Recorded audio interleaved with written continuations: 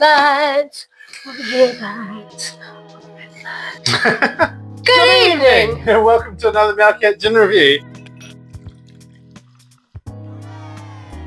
And tonight we are reviewing Piko Gin by Clark Lane Distillery in Hamilton. Reading up on this one, it was started by four guys who like to get together and socialise.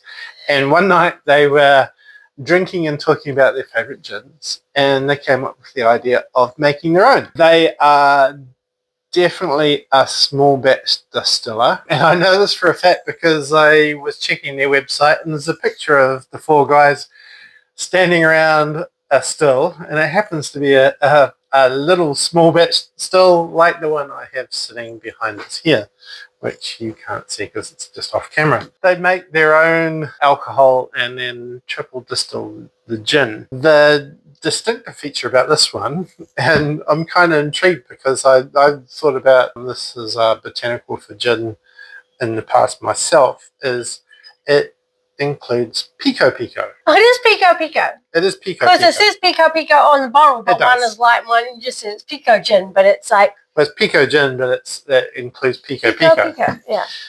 Piko Piko. Pikachu. Two different experiences. Yeah, absolutely. So for those who don't know what Piko Piko is, it's a New Zealand fern. And the fronds themselves, the end of the fronds look pretty much any New Zealander will identify with that fern frond. Koru. The koru. Yeah. Koru, yeah. In terms of taste, I've never actually tried it myself, but I've heard it described as New Zealand asparagus. Which you're not a fan of asparagus, so that's quite funny. Yeah. It's going to be interesting. Harvested from Mount Pirongia in the Waikato. The mighty Waikato. Okay, so... Anyway. Yeah. It's also 40% ABV. And another thing that you pointed out was on the bottle. It says colour may change in colder temperature, which is a natural phenomenon due to the botanical nature of the gin. Yeah. So we know about lushing, which often happens when you have quite oily citrus. Yeah. And you're adding tonic, and obviously tonic can be cooler than your gin because tonic's been sitting in the fridge, ideally. Yeah, and you'll get lushing from that. That's a possibility, yeah. We picked this one up at Gindulgence in January this year at the Gindulgence in Wellington. But we haven't tried it. We haven't tried it yet. We've been very good at holding off, or very busy. It's won a few awards. Including some international awards. So it got London 2023 Gin of the Year Gold. It got Asia Spirits Challenge Silver in 2023. And New Zealand Small Batch Gin Awards Silver, and Bronze in the New Zealand Spirit Awards 2024. So it's doing well. Let's just get into it. Let's just pour it out and let's just do it. Well, why did we buy it? Did we try it? No, we haven't. Wow. Okay, so on the nose, very different. I'm still getting juniper coming through, but it's quite a herbal flavour. Herbal essence? Yeah. Will it be good for your hair? You've already got luscious hair though. You? Yeah, I noticed straight away that before this we had a London Dry, and this was definitely, I can't smell everything still. Yeah. But I knew something was different. Yeah. Oh yeah, that's different. It was very herbally. Very herbally. There's no sharpness to it. It's quite smooth. Earthy to me. That's kind of earthy, but not like whiskey peaty, like more like not grassy. Not grassy even. Asparagus? No. Maybe I need to go out to the garden and eat some fern leaves to...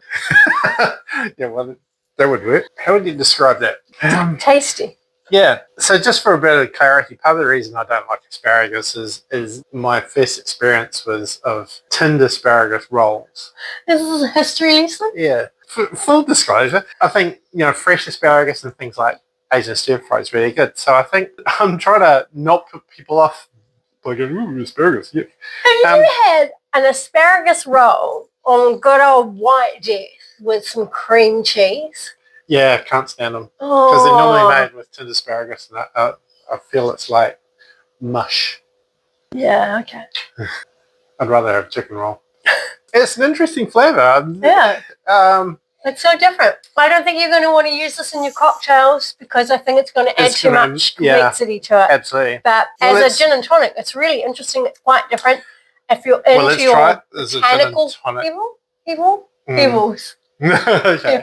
Yeah, let's try it as a gin and tonic and see how it works. There's something familiar about it, but at the same time quite different. So I feel like I've tried other gins with similar taste profiles, but then also it is quite unique at the same time.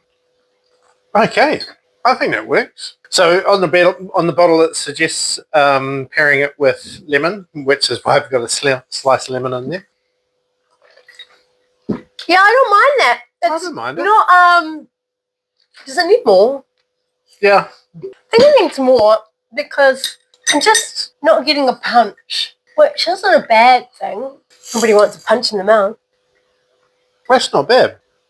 It's unique. Definitely unique. Yeah, no, it's not bad. It's I don't think it's going to be for everybody's taste. It is quite unique. If you're somebody that likes a good London dry, not for you. No. If you're like somebody who wants something kind of very savoury, could be for you. Yeah. If you like them really heavily floral, sweet, not for you. Because this is kind of, as I said, it feels like, I want to say earthy, but it's not earthy. It's not dank, like you would describe beer or like whiskey. A hazy pale ale. No. It's not even citrus forward. It's not.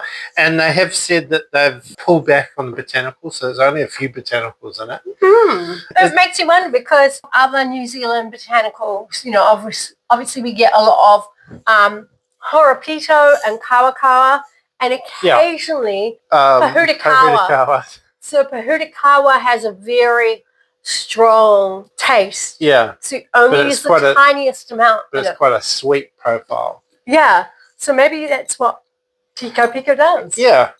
Piko Wickers. Why are Piko Wickers? So it's definitely in the contemporary gin. So if you're into contemporary gins, worth a crack. New World contemporary gin. So they've pulled back on the botanicals. I think this is maybe not a case where less is more. I think maybe they need to add to it. No, I don't agree. Okay. I don't agree because this is so different from a London dry. I think they've got the balance just right. I think if you added any more, you would really put a lot of people off. For my taste, I think it's missing something. I think it's a unique flavour, but I just feel it's missing something. Maybe a bit more pepper? Yeah, so maybe horapito or kawakawa or something like that. I think, totally honest here, I think that's a really good basis for a New Zealand botanical gin. But I think you've got to add more to it. So I think, you could add horapito, kawakawa, maybe pahudikawa, and go full on. It's all about balance, right? I think if you could bring all those natural flavours together, tiny one little prawn. But I think you could do it. I think that would work. For my taste, it's not bad, but I think it's just missing something. There you have it. There you go. Gin is winners. Oi, that's my line.